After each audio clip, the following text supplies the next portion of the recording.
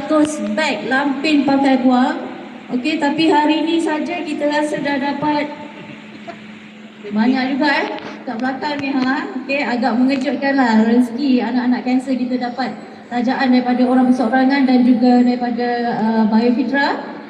Jadi kita harap benda ni tak terputus, kita teruskan, mungkin boleh diwar-warkan, disebarkan kepada orang ramai yang datang membeli belah kat sini. Boleh sumbangkan satu lampin pakai buang, satu beg lampin pakai buang ataupun diapers.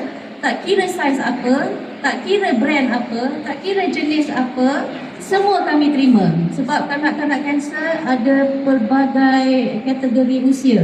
Okey, pelbagai kategori umur dan keperluan yang sangat mendesak. Lebih-lebih lagi apabila mereka terpaksa melalui rawatan kemoterapi dan juga radioterapi.